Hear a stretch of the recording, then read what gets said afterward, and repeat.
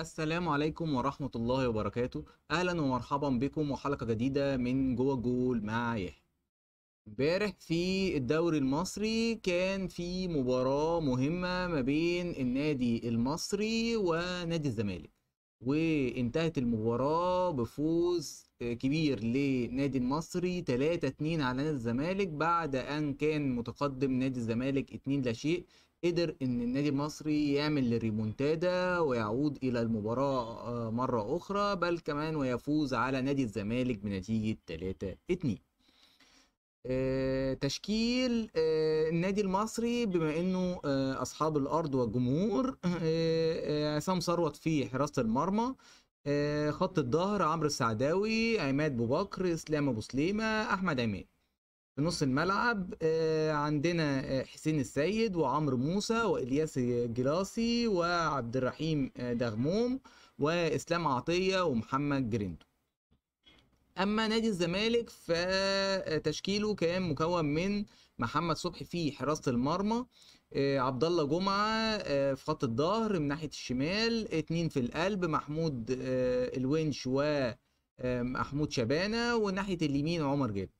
في نص الملعب عندنا محمد اشرف رؤى وسيف جعفر، قدامهم احمد بالحاج، ناحية الشمال مصطفى شلبي، ناحية اليمين أحمد سيد زيزو، ومهاجم صريح ناصر منسي.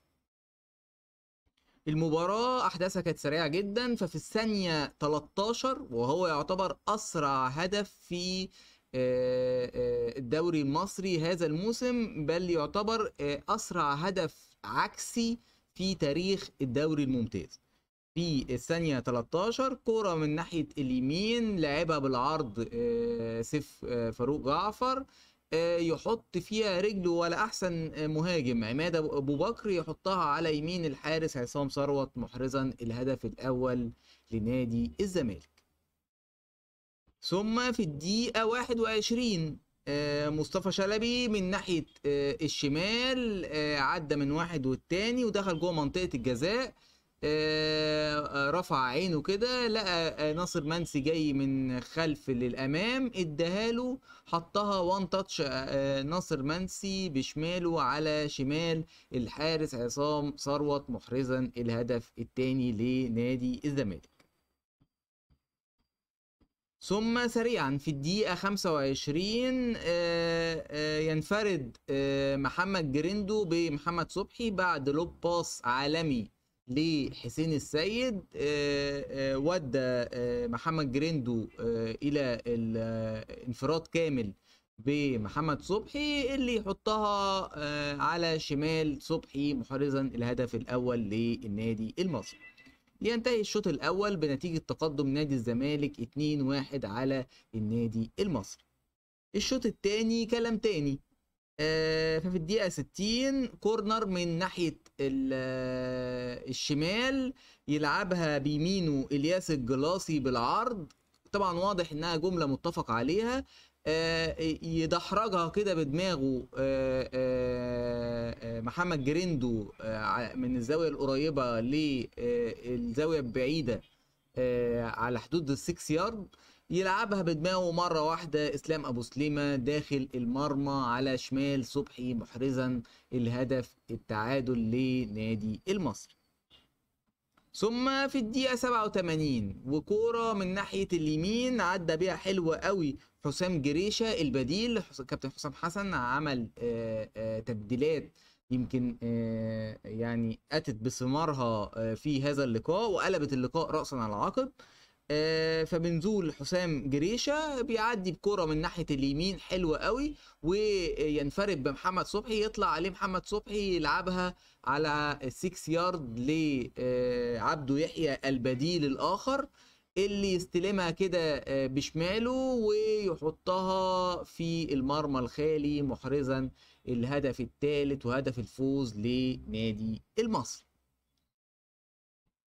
كده بعد هذا الفوز أصبح يرتفع رصيد النادي المصري ل 31 نقطة في المركز السابع. ويتوقف رصيد نادي الزمالك عند النقطة 33 في المركز الخامس. بعد اللقاء نادي الزمالك يقرر تجميد 4 لاعبين وخصم من مستحقاتهم 30%. وطلع الكابتن جمال عبد الحميد يعلن رحيل الجهاز الفني بالكامل بقيادة كابتن أحمد عبد المقصود وجهازه بأكمله، وقال إن هم لن يدخلوا النادي مرة أخرى وهم أعضاء في نادي الزمالك. طبعا ده تصريح غريب من الكابتن جمال عبد الحميد، طبعا على لسان المستشار مرتضى منصور. وقال الكابتن جمال عبد الحميد ان خلاص احنا تعاقدنا مع المدير الفني الجديد هايكو هيرليتش الالماني، وهو هيمسك الفريق من النهارده يوم الاربعاء، وهيعلن في وقت قادم عن التشكيل الفني اللي معاه. طلع كابتن عفت نصار بعد اللقاء وقال ان مدرب الزمالك الجديد متخصص هزائم واقالات، وطبعا ده تصريح غاية في الخطورة وغاية في الأهمية في نفس الوقت. وقال الزمالك يعاني من تخبط إداري. طبعا قصة ان هو متخصص هزائم وايقالات فعلا، يمكن كل فريق كان بيمسكه هايكو هيرليتش كان بيخرج بهزايم كبيرة وبيخش مرماه اهداف كتيرة، وبتضطر الاندية الى اقالته. عندنا طلع في المؤتمر الصحفي كابتن حسام حسن واشاد بحسين السيد، لان حسين السيد طبعا بيلعب في الاساس ظهير ايسر، ولكن امبارح كان بيلعب امام نادي الزمالك في منتصف الملعب، واشاد بانه هو ادى المهام اللي عليه رغم ان هو بيلعب في مركز مش مركزه. وصرح برضو الكابتن حسام حسن مدير الفني للنادي المصري، قال ان مروان حمدي مهم جدا ولكن غيابه لن يؤثر على الفريق، بل انا قدرت ان انا املى نص الملعب كويس وعملت تعديله في الخطه وقدرت ان انا افوز باللقاء.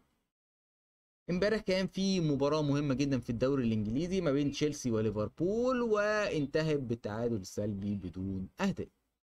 النهارده في مباريات مهمه جدا في الدوري المصري. عندنا مباراه الاهلي وغزل المحله الساعه 9:15 بتوقيت القاهره، ومباراه المقاولين وبيراميدز في تمام الساعه 9:15 بتوقيت القاهره. طبعا النادي الاهلي متصدر الدوري وبيلعب هذا اللقاء قبل لقاء نهائي كاس مصر هو ونادي بيراميدز اللي هيقام يوم الاثنين القادم 10 ابريل بمشيئه الله. هيدير هذا اللقاء اللي هو اللقاء الاهلي وبيراميدز يوم الاثنين القادم طاقم تحكيم مصري.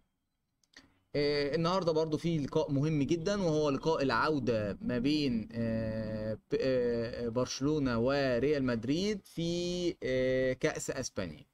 طبعا حضراتكم عارفين ان لقاء الذهاب انتهى بفوز برشلونة على ريال مدريد في عقر دارها بهدف للا شيء. هذا اللقاء طبعا في نصف نهائي كأس اسبانيا. دي كانت اخر حاجة معانا النهاردة، نلقاكم في حلقة قادمة من جوه جول مع يحيى، والسلام عليكم ورحمة الله وبركاته.